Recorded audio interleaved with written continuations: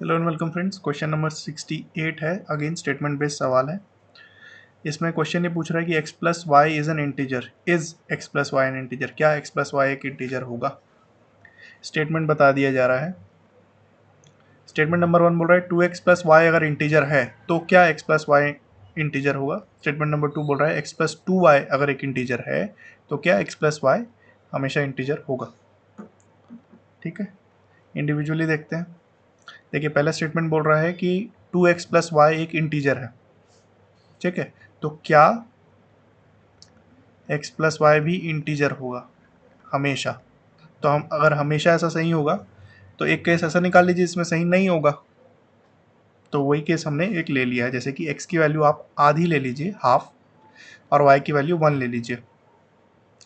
तो half into 2 1 बन जाएगा, प्लस 1 2 इंटीजर बन जा रही है। लेकिन x प्लस वाई की जब वैल्यू लोगे हाफ प्लस 1 तो 1.5 बनेगा। तो यहाँ इंटीजर नहीं बनेगा। ठीक है, भले ही 2x प्लस वाई एक इंटीजर है परंतु x प्लस वाई एक इंटीजर नहीं बनेगा इस केस में।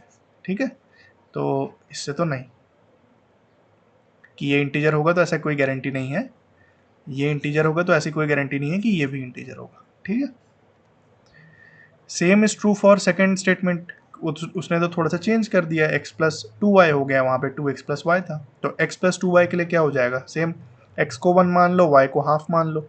तो x प्लस वाई जो होगा वो एक 1.5 इंटीजर वैल्यू नहीं होगी। लेकिन x प्लस 2y एक इंटीजर वैल्यू आ रही है 2, है ना। तो सेम है, स्टेटमेंट 1 के लिए जो लॉजिक दिया था स्टेटमेंट 2 के लिए भी, इसलिए ये भी नहीं होगा। ठीक है, अब देखिए स्टेटमेंट 1 और स्टेटमेंट 2 को कंबाइन किया है कि अगर ये एक इंटीजर है और एक मिनट, अगर ये एक इंटीजर है और ये भी एक इंटीजर है, ठीक है, तो x प्लस वाई इंटीजर ही होगा, ऐसी कोई गारंटी है क्या? अच्छा ठीक है, तो एक केस ले लेते हैं, x और y को हाफ हाफ ले लेते हैं।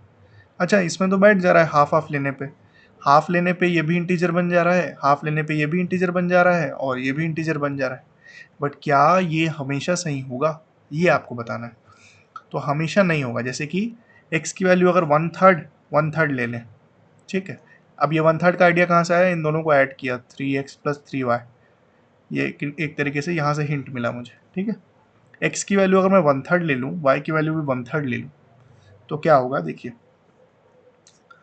स्टेटमेंट 1 इंटीजर होगा, 2/3 प्लस 1/3 1 बन जा रहा है। स्टेटमेंट 2 भी एक इंटीजर हो रहा है, 1/3 प्लस 2/3 इक्वल्स टू 1। लेकिन लेकिन लेकिन लेकिन x प्लस वाई 1/3 प्लस 1/3 2/3 ये इंटीजर नहीं बन पा रहा। ठीक है, तो स्टेटमेंट 1 और 2 दोनों ट्रू होने के बावजूद भी केसेस हैं ऐसे जिसमें वो नहीं हो पा रहा। ठीक है, तो इसका आंसर क्या है? अलोन नाइदर, ये can not be answer even with both the statements. ठीक है, can not be answered with both the statements. ठीक है, आशा करता हूँ आपको समझ में आया होगा। ये थोड़ा मीडियम डिफिकल्टी टू हार्ड की तरफ चला जाता है, क्योंकि ना एक आध केस भी मिस हो गया तो फिर वो आंसर नहीं आ पाता वाला टाइप का है। तो ठीक है, आशा करता हूँ आपको समझ में आ गया होगा। जिन्होंने भी सब्सक्राइब किया है उनको बहुत बहुत धन्यवाद। जिन्होंने नहीं किया है, जब भी टाइम मिले कर सकते हैं, हेल्प हो जाएगी मेरी। जय हिंद, जय भारत।